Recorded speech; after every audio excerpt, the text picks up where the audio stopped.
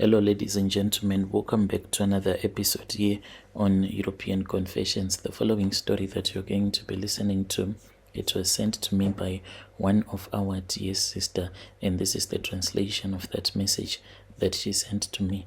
The translation reads like this: Hello, Brother Nashi, how are you?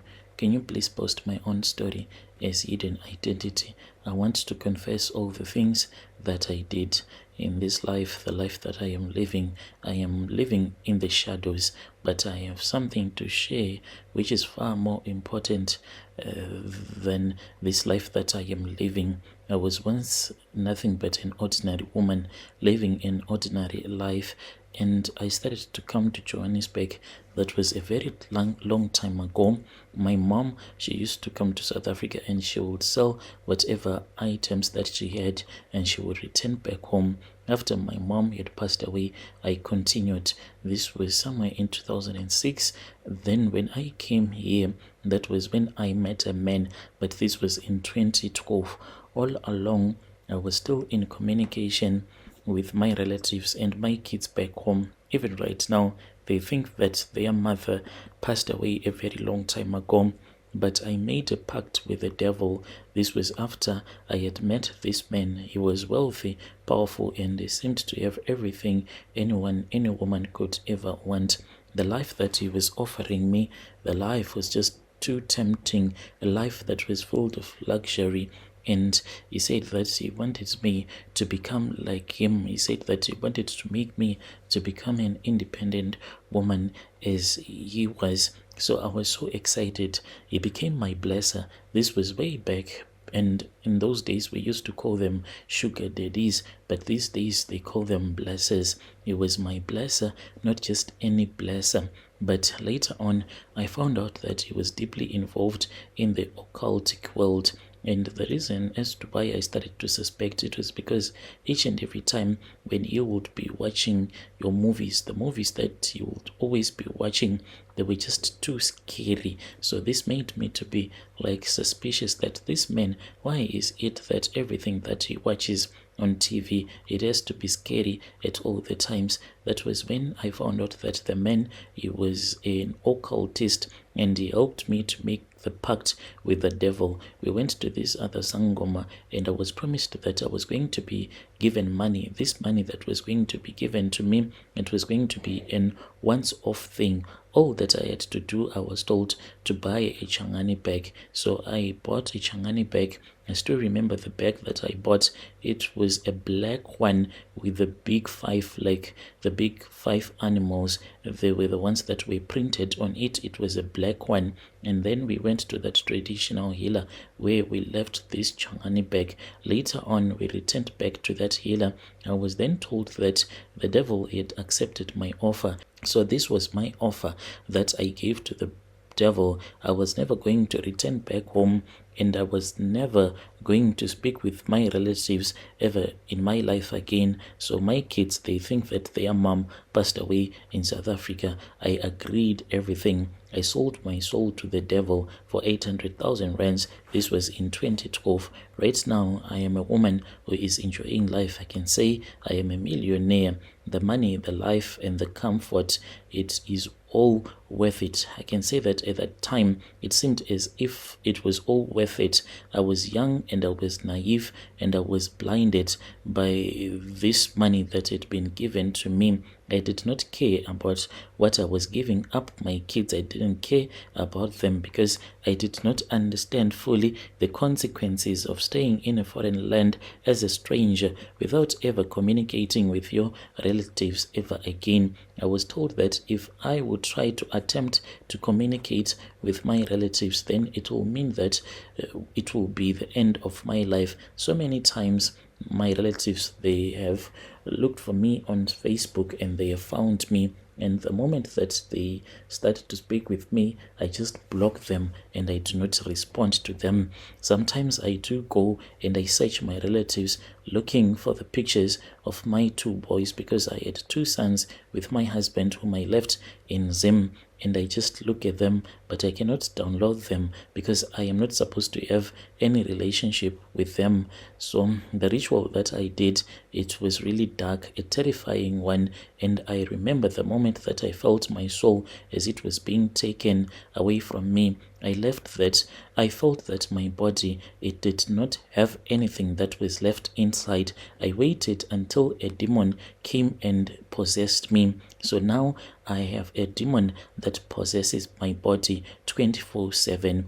I was then given the money just as he had promised, and for a very long time I lived the life that I wanted. But there are many times when I just wish to feel like a human being, because once you sell your soul, you have lost your humanity. You do not feel for anyone. You do not have any mercy at all, and you do not want to lose your soul. If you lose your soul, you have lost everything that makes you a human being. Compassion, love, peace, they all vanish, and you are left with nothing but emptiness. The wealth, sometimes it becomes like a curse to me. The expensive clothes, the luxury cars that I have at my house, sometimes when I look at them, they are just meaningless because I cannot form meaningful relationships. I have to constantly be on the move, dating one Ben 10 to another. I thought that I had it all that I wanted. But there are many times when I feel that I do not have anything. The people that are around me, the people that work for me, when they look at me, they see a very successful woman. On the surface, I am a wealthy, beautiful businesswoman, but deep inside, I feel like I am just decaying. My heart is decaying and I do not even know how to stop it. So that was when I began to see things, feel things that no one could see. And I would even see demons when I would be driving. I would even see a demon that will be crossing the streets, and there are many times when I can just feel the presence of evil. Mind you, since I am staying alone, the worst part was when I close my eyes. Sometimes I can see visions of fire. Sometimes I will be burning in hell and endless suffering. And this is what is waiting for me. When my time on this earth is done, I know that I am going to face the consequences of my actions, and I am going to suffer for all eternity. But I know that this is the future that I chose, because once you sell your soul, then there is no hope for you. There is no redemption for you, because the devil has already taken your soul. But to those who have not yet sold their souls to the devil, who think that life is all there is, I am here to tell you that you are wrong. If you are not a Christian, you need to know that there is more, and it is more terrifying than anything you can imagine. When you die as a person that is unsaved, when you die without the protection of Christ, you are going to be thrown into a darkness that is so deep, and the pain that you are going to feel, there is no word that can describe it. Even the demon that possesses me, sometimes it tells me of a hot place where it does not want to go to. You can just imagine that you have your own home, and then you swear that you will never return back to your home. This is what the demon that possesses me sometimes tells me. It tells me that it is a place where every wrong choice, every sin is magnified and used against you for eternity. If you were a prostitute, you have to know that you will be prostituting yourself for the rest of your life in eternity, and you will be prostituting yourself not with men nor demons, but there will be thorns that will be placed in your flesh for all eternity. As for me, I have already made my mistakes, one that cannot be undone, since I sold my soul, and my soul is with the devil right now, and I am doomed to suffer forever. I am still alive, but already I am dead inside. I live with the knowledge of what awaits me. It's more than I can think of. I don't expect your listeners to feel sorry for me. I know that there is no redemption for me, but all that I can do is to warn your listeners, others out there. If you are living with Christ, my brother, my sister, if you are making choices that separate you from Christ, you need to stop. You need to turn back before it is too late. The The pleasures of this world, they are all going to end, but the torment that comes after you have died, then you are going to see that the torment is never ending. This is what the demon that possesses me always tell me, even though I am beyond saving, but you are not. Hold on to your soul, cherish it, protect it. There is nothing in this world that is trading your soul for. Trust me, for I know. If there is anyone who is thinking of going to do these money-making rituals, it is not worth it.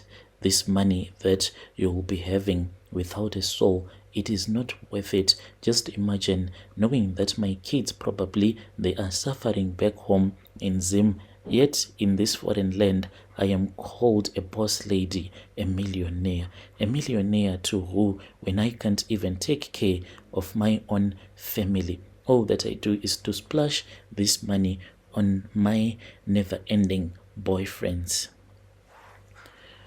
Dear listeners, right there was a message that was sent to me by one of our dear sister. That was the translation of the message that she sent to me. Strange things indeed, they do happen in this world. Yo.